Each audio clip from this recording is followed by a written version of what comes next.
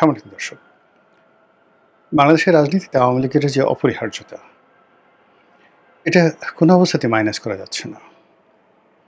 আর রাজনীতির যে আলোচনা, নেতৃত্বের যে আলোচনা, সেই আলোচনায় শেখ হাসিনাকেও মাইনাস করা যাচ্ছে না। ফলে ঘুরে ফিরে যত রাজনীতির আলোচনাই হচ্ছে, সেই আলোচনাতে আওয়ামী লীগ ভার্সেস বিএনপি আসছে, বিএনপি ভার্সেস আওয়ামী লীগ আসছে, কিন্তু আওয়ামী লীগ ভার্সেস জামাত, জামাত ভার্সেস এনসিপি, এই জিনিসগুলো আসছে না।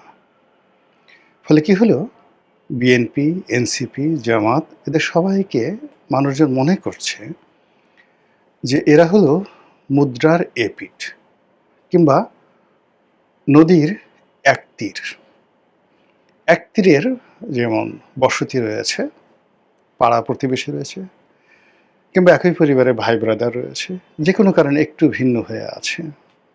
ঠিক ওই রকম এখন বাংলাদেশে যে সকল রাজনৈতিক দল রয়েছে, মোরালেস তাদের সবার মধ্যে একটা হৃদয় মাছের সম্পর্ক রয়েছে এবং তারা একে অপরের জড়োয়া ভাই। আর সীমান্তের ওপারে বলেন, জেলখানাতে বলেন, পদ্মা নদীর ওপারে বলেন, পর্দার আড়ালে বলেন, যে রাজনৈতিক শক্তিটি, সেই রাজনৈতিক শক্তিটি হলো আওয়ামী লীগ এবং তার সঙ্গে তার সহযোগী সংগঠন, এবং একই সঙ্গে তার যে সকল রাজনৈতিক মিত্র ছিল, জাসদ, ওয়ার্কার্স পার্টি, জাতীয় পার্টি, এরপর হেফাজতের একটা বিরাট অংশ, অন্যান্য যে রাজনৈতিক দলগুলো আছে, আওয়ামীপন্থী, আওয়ামী লীগ জমানাতে যারা আমি এবং মামুদের সরকার, যারা গৃহপালিত বিরোধী দল, হোয়াট এভার মেবি, যে কথাই বলেন না কেন, ওটা আর একটা ব্লকের মধ্যে রয়ে গেছে।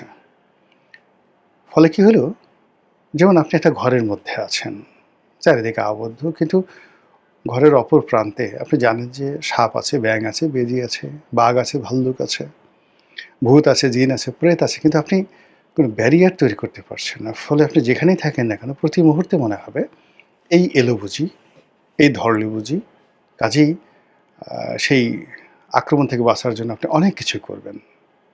একইভাবে বাংলাদেশের রাজনীতিতে আওয়ামী লীগের অবর্তমানে, মানে আওয়ামী লীগ থাকলে আওয়ামী লীগ সম্পর্কে যে ভয় থাকতো, ভীতি থাকতো, তার চেয়ে শত শত গুণ বেশি ভয়, আতঙ্ক, অনিশ্চয়তা তৈরি হয়েছে পর্দার আড়ালে থাকা আওয়ামী লীগকে নিয়ে। এর ফলে কি হলো, সকল রাজনীতির আলোচনায় আওয়ামী লীগ কি আছে রাজনীতিতে? একদল বলছে আছে, আরেক দল বলছে নেই।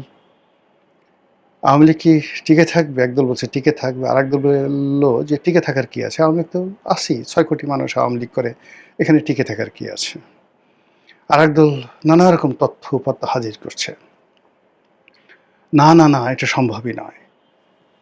ইতিহাসে যে সমস্ত রাজনৈতিক দল গণ অভ্যুত্থানে পরাজিত হয়েছে, তারা মানবজাতির ইতিহাসে কোনো দিন ফিরে আসে নাই। তো এই সমস্ত যে সমস্ত লোকজন ইতিহাসের কথা বলেন, কিছু কিছু হলে ইতিহাসে এটা হয়নি, এটা হয়নি, সারা দুনিয়ার এরকম নজির নাই, তাদেরকে যদি বলা হয় বাংলাদেশের কুড়িগ্রাম জেলার ইতিহাস বলেন, নীলফামারীর ইতিহাস বলেন, তারা বলতে পারবে না, কিন্তু দুনিয়ার ইতিহাস তারা জানেন। তাদেরকে যদি বলা হয় সারা দুনিয়ার ইতিহাস তারা জানে, কিন্তু বাংলাদেশে যদি বলা হয় 1935 সনের ভারত শাসন আইন সম্পর্কে একটু বলেন তো, আপনারা যদি বলেন যে মার্লে মিশন সম্পর্কে কিছু বলেন তো, ক্রিপস মিশন সম্পর্কে কিছু বলেন তো, কিচ্ছু বলতে পারবে না, কিছু বলতেই পারবে না। এক লোক দেখা গেল যে এই আমি মাঝে মধ্যে বিভিন্ন কোরআনের আয়াত বলি, তো সংগতির কারণ হলো কি, যে উচ্চারণ, আরবি উচ্চারণ যেটা আছে আমাদের দেশে, যে আরবি উচ্চারণ হয় মেইনলি হলো কয়েকটি আরবি শব্দ আছে, যেমন বাংলাতে আমরা চাঁদ বলি, চাঁদ, বা দীর্ঘই, রস্বরী দীর্ঘরি।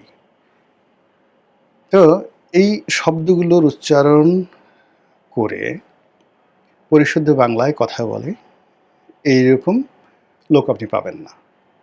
আচ্ছা, কিন্তু এই বাংলা ব্যাকরণটা যদি আপনি জার্মানির কোনো লোককে বলেন বা আমেরিকার কোনো লোককে বলেন, সে কিন্তু পরিশুদ্ধভাবে, তাকে যদি আপনি একবার শিখিয়ে দেন চাঁদ, সে যেন যেন যেন আজকে আকাশে চাঁদ উঠেছে, চাঁদ উঠেছে, এইভাবে বলে আপনি হাসতে হাসতে মরে যাবেন। কিন্তু আমরা বাঙালিরা কখনোই কিন্তু এই ভাষায় কথা বলি না। এখন সেই যে হযরত শাহজালাল রহমতুল্লাহ আল্লাহের সঙ্গে আমাদের দেশে আরব দেশের লোকেরা এসছে, ওই সময় আমাদের দেশের লোকদেরকে যে শিক্ষা দেওয়া হয়েছে, এইভাবে আইন উচ্চারণ করতে হবে, গাইন উচ্চারণ করতে হবে, আলিফ, ছোট আলিফ, বড় আলিফ, এই জিনিসগুলো করতে হবে, এখানে টান দিতে হবে। ওটাই উস্তাদদের মাধ্যমে বংশ পরম্পরায় ছিনা থেকে ছিনা চলে আসছে। এবং এই লাইনে যারা শিক্ষা গ্রহণ করছে তারা এই আরবি শিক্ষাটাকে মনে করে যে আল্লাহ স্বয়ং তাদেরকে শিখিয়েছে, এখানে নির্ভুল। পৃথিবীতে একমাত্র আরবি হলো শ্রেষ্ঠতম ভাষা। আল্লাহর পক্ষ থেকে অন্য কোনো ভাষা নেই। কিয়ামতে আরবি ছাড়া আল্লাহ আরবিতে কথা বলবেন এবং দুনিয়ার সব মানুষ আরবিতে কথা বলবে। এই ধরনের কথাবার্তা সবাই প্রচার করেন। তো তাদের সামনে আপনি যদি কোনো কারণে যেইখানে হায়ের উচ্চারণ আলহামদুলিল্লাহ, এই যে হা, এইভাবে যদি নর্মালি বলেন আলহামদুলিল্লাহ, বলা হয় নাই। জান্নাতে যাইতে পারবা না, তুমি একমাত্র হায়ের উচ্চারণ করতে পারো না, আইনের উচ্চারণ করতে পারো না। তো এরকম কয়েকজন লোকজন আসলো, আমি তাদেরকে জিজ্ঞেস করলাম, আচ্ছা বাবা, তোমরা তো বলো তো, এই যে তোমরা এইগুলো নিয়ে বাড়াবাড়ি করছো, 1400 বছর আগে মোহাম্মদ রসুল্লাহ সাল্লাহ আলাইহি যখন এলেন 570 খ্রিস্টাব্দে আরব দেশে আরবি হরফ বা বর্ণমালা কয়টা ছিল বলো তো? এখন সঙ্গে সঙ্গে মুখ হয়ে গেল। আমি বললাম যে এই যে তোমরা যে কথাগুলো বললো, আজকে যে কোরআন শরীফটা লেখা হচ্ছে, এটা কত খ্রিস্টাব্দে এই প্রথম এই বর্তমান যে ফরম্যাটটা আছে, এই ফরম্যাটটা ছিল বা এই ফরম্যাটটা মানে তৈরি হয়েছে, বলতে পারবে না। তো এরকম অনেক কিছু আছে আমাদের দেশে, যেমন আওয়ামী লীগ ফিরে আসবে না, ওটা আসবে না, ওটা আসবে না, রাজ্যের দুনিয়ার ইতিহাস সব নিয়ে আসলো। কিন্তু যে ইতিহাসটা তাদের জানা দরকার, যে বিষয়টি তাদের জানা দরকার, যে একটা মানুষের রাজনীতির যে বোধ, বুদ্ধি কেন এবং কিভাবে আসে, কেন একটা মানুষ আওয়ামী লীগ করে, কেন একটা মানুষ জামাত করে, কেন একটা মানুষ এনসিপি করে, এই যে ডিফারেন্ট যে তার চিন্তা, ফিলসফি, এটা মানুষের হৃদয়, মন, মস্তিষ্ক থেকে কেন এবং কিভাবে আসে, এই জিনিসটা আমি আজ পর্যন্ত কারোর সাথে আলাপ করে, যাদের সাথে আলাপ করছি, কেউ বলতেই পারে না। জানি এই ধরনের একটা প্রশ্ন যে আপনি আওয়ামী লীগ কেন করেন, বলেন আওয়ামী লীগ যখন করেন তখন আপনার মস্তিষ্কের মধ্যে কি ধরনের, যাকে বলা হয়, রসায়ন হয়। তারপর বিএনপির কথা শুনলে আপনার মস্তিষ্কের মধ্যে কী ধরনের রস পড়ে, চোখের কী সমস্যা হয়, পর্দা কীভাবে নাচে, এই কথা বললে চিন্তা করে যে এটা বেকুব, এই ধরনের একটা প্রশ্ন হলো। বিএনপির কথা শুনলে আওয়ামী লীগের লোকজনের রাগ হবে, আওয়ামী লীগের কথা শুনলে বিএনপির লোকজনের রাগ হবে, এটি তো স্বাভাবিক। কিন্তু এর মধ্যে যে মনস্তাত্ত্বিক, সাইকোলজি, বিজ্ঞান, রসায়ন, ফিজিক্স, কেমিস্ট্রি আছে, এবং এটার ভিত্তিতেই ভবিষ্যৎ রাজনীতি নির্ধারিত হয়। এই বিষয়গুলো নিয়ে আমাদের যারা রাজনীতির ময়দানে বক্তব্য দেই, আমরা প্রায় সবাই এই বিষয়গুলো জানি না। না জানার কারণে এই কোনোদিন আওয়ামী লীগের লোকজন বলতো তারেক রহমান মরে গেলেও বাংলাদেশে আসতে পারবে না, বিএনপি শেষ, কিয়ামত পর্যন্ত আসতে পারবে না। এখন বিএনপি, তারেক রহমান কেন ক্ষমতায় বলেন? আওয়ামী লীগ কোথায়? যে কারণে তারেক রহমান ক্ষমতায়, একই কারণে ভবিষ্যতে শেখ হাসিনা ক্ষমতায় আসবে, এবং একই কারণে ভবিষ্যতে জয়, পুতুল, ববি এরাও ফিরে আসবে।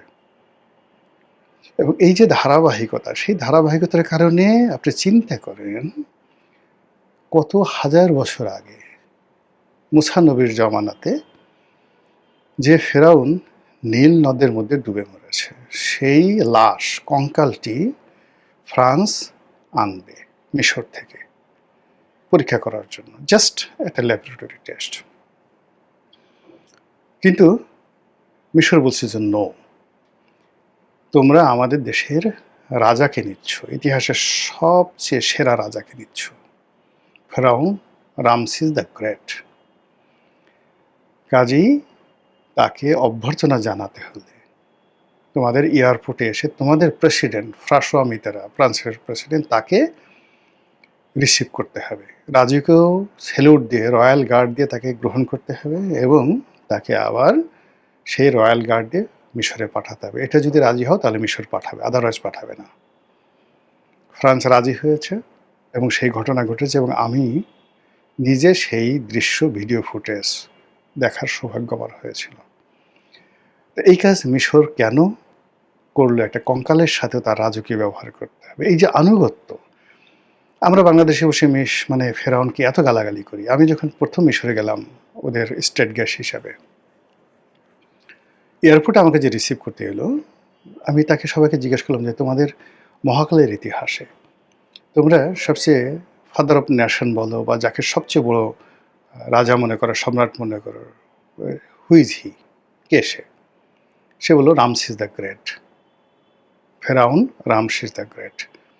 একটু বুঝেন যে আমরা যে গালাগালি করি, ওরা তাকে জাতির পিতা হিসেবে মান্য করে। তো অথচ সেই মিশরে যে তেলাওয়াতের যে প্রথা, আজকে যে আমরা আধুনিক তেলাওয়াত করি, এটা মিশরে শুরু হয়েছিল। সেই তেলাওয়াত, ফেরাউনের দেশে সেই তেলাওয়াত নিয়ে আমরা এই দুনিয়াতে কাণ্ডকারখানা করে ফেলি। এখানে হাত কেন বাঁধলাম না, এখানে টান কেন দিলাম না, এখানে গুজু কেন হলাম না। এই হলো আমাদের বাঙালির অবস্থা। এনিওয়ে, যেটা বললাম, রাজনীতিতে আওয়ামী লীগের যে উপস্থিতি, এটি বর্তমান প্রেক্ষাপটে অপরিহার্য। এবং আগামী রাজনীতি যে শেপ, আগামী রাজনীতির যে একটা স্থিতি, আকার এবং আকৃতি, এ পুরোটাই নির্ভর করছে আওয়ামী লীগের উপরে। Today or tomorrow. এই যে পার্লামেন্ট চলছে, পার্লামেন্টের মধ্যে মানে ভিতরে কি হচ্ছে জানি না, বাইরে থেকে সবাই বলছে এটা হলো মানে আমি এবং মামুদের পার্লামেন্ট। এখানে যে বিরোধী দল যারা আছে, এরা সব সাজানো গোছানো মেকি, এরা সবাই একই ভাষায় কথা বলে এবং একটা সমঝোতার পার্লামেন্ট। এবং খোদ পার্লামেন্টে যারা সংসদ সদস্য আছেন, সরকারি দলের আছেন, বিরোধী দলের আছেন, তারাও ঠিক একই অভিযোগ করছেন যে এখানে যা কিছু হচ্ছে মেকি, মক পার্লামেন্ট হচ্ছে, একটা সাজানো গোছানো পার্লামেন্ট হচ্ছে। এটা যে কোনো সময় বুমেরাং হতে পারে যে কোনো পক্ষের জন্য। যারা বিরোধী দলে আছেন তারা প্রচণ্ড রকম ইমেজ সংকটে পড়ছেন এবং সেই ইমেজ সংকট কাটানোর জন্য তারা নানা রকম আবল তাবল কথা বলছেন। সরকার বিরোধী, আজ ফাটিয়ে ফেলেঙ্গা, কাল ফাটিয়ে ফেলেঙ্গা, মেরে ফেলেঙ্গা, রাস্তা কাঁপায়েঙ্গা, তারপর গণঅভ্যুত্থান করেঙ্গা, বিপ্লব করেঙ্গা, ছুঁড়ে ফেলে দেঙ্গা, ইত্যাদি ইত্যাদি নানা রকম কথাবার্তা বলছে। পাবলিক বলছে মোনাফেক, বিশ্বাস করি না, বিশ্বাস করি না। তো বুঝেন ব্যাপারটা। তো এই যে একটা অবস্থা, সেই অবস্থার মধ্যে রাজনীতির যে ভারসাম্য, সেই ভারসাম্য বা নদীর পানিতে যে মিষ্টি পানি থাকে, সমুদ্রে যে লবণাক্ত পানি থাকে এবং উভয়ের মধ্যে মিষ্টি পানি এবং লবণাক্ত পানির মধ্যে একটা সীমারেখা থাকে। সেই সীমারেখা ভঙ্গ হয়ে যায় কখন? যখন উজান থেকে পানি না আসে, ফারাক্কা বাঁধ নির্মাণ করা হয়, তখন সমুদ্রের পানি এসে চাঁদপুর পর্যন্ত চলে আসে। বঙ্গোপসাগরের পানির চাঁদপুর পর্যন্ত চলে এসে সমস্ত নদীর উপকূলের ভূমিকে তারা লবণাক্ত করে ফেলে। ফসল, ফল ফলাদি সব নষ্ট হয়ে যায়, জীববৈচিত্র্য নষ্ট হয়ে যায় এবং যাচ্ছে। ফলে কি হলো, আমরা এই যে লড়াই করছি, যুদ্ধ করছি, সারা দুনিয়াতে এখন পানির জন্য সবাই হাহাকার করছে, যুদ্ধ করছে, এই ফ্লোটা ঠিক রাখতে চাচ্ছে। তো পদ্মা নদীর, ব্রহ্মপুত্র নদীর, বিভিন্ন নদ নদীর, তিস্তা, এর যে উজান থেকে যেন পানির প্রবাহটা ঠিক আসে এবং আমরা যেন লবণাক্তের হাত থেকে বাঁচি, মরুকরণের হাত থেকে বাঁচি। একটা সময় সাহারা মরুভূমি পৃথিবীর সবচেয়ে সুন্দর সভ্যতার পাদভূমি ছিল। নদী ছিল, সমুদ্র ছিল, জনবসতি ছিল, রাজা ছিল, বাদশা ছিল, সব ছিল। এখন সেটা পুরো মরুভূমি। একইভাবে এখন বাংলাদেশ যেভাবে পড়েছে, আগামী দিনে বাংলাদেশ যদি এটা মরুভূমি হয়ে যায়, এটা অস্বাভাবিক কিছু না। সুন্দরবনের কোনো অস্তিত্ব থাকবে না, যেভাবে আগে একসময় সুন্দরবনের অস্তিত্ব ছিল না। তো রাজনীতিতেও তদ্রূপ ভারসাম্য দরকার। ভারসাম্য যদি নষ্ট হয়ে যায়, তাহলে আর রাজনীতি থাকবে না। এটা সকলের জন্য মারাত্মক ব্যর্থতা। আর তারই প্রেক্ষিতে ঘুরে ফিরে বারবার শুধু এই যে রাজনীতির যে ভারসাম্য, এক পক্ষে বিএনপি, জামাত, এনসিপি এবং এদের মধ্যে যে সখ্যতা, বিএনপি জামাতের সাথে সখ্যতা দীর্ঘদিনের, এনসিপির সাথে জামাতের সখ্যতা সাম্প্রতিককালের, আর তারা সবাই মিলে শেখ হাসিনার বিরুদ্ধে লড়াই করেছে, সংগ্রাম করেছে, ম্যাটিকুলাস ডিজাইন করেছে, আন্দোলন, লড়াই, সংগ্রামে নানা রকম গোপন সলা পরামর্শ করেছে। একে অপরের জাইঙ্গা পর্যন্ত এদের মুখস্থ। কাজেই সেখানে দাঁড়িয়ে বিরোধ হয় না। যে বিরোধ হয় সেটা হলো অভিনয় হয় এবং সেই অভিনয় দীর্ঘদিন চালানো যাবে না। এর ফলে কি হলো, যে শূন্যতা, আকাশে বাতাসে রাজনীতির শূন্যতা, সেই শূন্যতায় প্রতিপক্ষ হিসেবে বারবার শেখ হাসিনার নাম আসছে, বারবার আওয়ামী লীগের নাম আসছে। এখন শেখ হাসিনা বাংলাদেশে আসবে কি আসবে না, বেঁচে থাকবে কি থাকবে না, এটা তো প্রকৃতির উপর নির্ভর করছে, সময়ের উপর নির্ভর করছে। আওয়ামী লীগ টিকে থাকতে পারবে কি পারবে না, আসবে কি আসবে না, এটাও প্রকৃতির উপর নির্ভর করছে, সময়ের উপর নির্ভর করছে। Matter of survival. এই পৃথিবীতে ১০ কোটি বছর আগেও মানুষ ছিল। ১০ কোটি বছর আগে মানুষ ছিল। ইভাল নোয়া হারারির একটা সাম্প্রতিক যেটা বিখ্যাত বই, যে এই মানুষের মধ্যে শত, শত প্রজাতি ছিল। এখন বিভিন্ন রকম প্রজাতি আছে অন্যান্য প্রাণীর মধ্যে, মানুষের মধ্যে প্রজাতি ছিল। এত প্রজাতিকে পিছনে ফেলে কেন আজকের আমরা এই প্রজাতিটি টিকে রইলাম এখন পর্যন্ত? এটা উনি বোঝানোর চেষ্টা করেছেন। ইভেন বিজ্ঞান যেটা বলেছে যে আমরা যখন ইরেকশন হয়, বীর্যপাত হয়, তখন মেয়েদের যোনি পথ থেকে সেই পুরুষের যে বীর্য জরায়ুর পথে ছুটতে থাকে কত বিলিয়ন, মানে বিলিয়ন বিলিয়ন যাকে বলা হয়, সেই শুক্রাণু ছুটতে থাকে জরায়ুর দিকে, সবাইকে পরাজিত করে। যে আমরা যারা বেঁচেছি, একটা মাত্র শুক্রাণু সেখানে ঢুকতে পারে জরায়ুর মধ্যে, আর জরায়ুর মধ্যে যেই ঢুকে যায় জরায়ু বন্ধ হয়ে যায়, বাকি শুক্রাণুগুলো অকেজ হয়ে যায়, মরে যায়, হাও মাও করে চিৎকার করে মরে যায়। আর ওটার সঙ্গে ডিম্বাণু সেই একত্র হয়ে এরপরে মানবের ভ্রূণ তৈরি হয়। তো বোঝার চেষ্টা করেন আমাদের জন্মই হয়েছে প্রতিযোগিতার মাধ্যমে, দৌড়ের মাধ্যমে। তো এখানে জীবনটাও দৌড়ের উপর থাকতে হবে, প্রতিযোগিতার মধ্যে থাকতে হবে। এখানে আরাম আয়েশ করতে গেলেই সমস্যা হয়ে যাবে। ফলে এই যে রাজনীতিতে এখন যারা আরাম এবং আয়েশের স্বপ্ন দেখেছেন, তাদের পরিণতি ওই আওয়ামী লীগের মতো হবে। আওয়ামী লীগও কিন্তু এরকমভাবে সেই ২০১৪ পর থেকে বা ১৬ পর থেকে তারা এই আরাম আয়েশের কথা চিন্তা করেছে। প্রতিদ্বন্দ্বিহীন একটি রাজনীতির অঙ্গন তৈরি করার চেষ্টা করেছে, এবং সেই অর্থে শেখ হাসিনার যদি সফলতা ধরেন, আইয়ুব খানের সফলতার চেয়েও বেশি। কিন্তু at the end of the day তিনি কিন্তু সাস্টেইন করতে পারেননি। সেই অতীত ইতিহাস থেকে যদি বর্তমানে যারা কুশীলব রয়েছেন তারা শিক্ষা নেন, আমাদের সকলের জন্য কল্যাণ।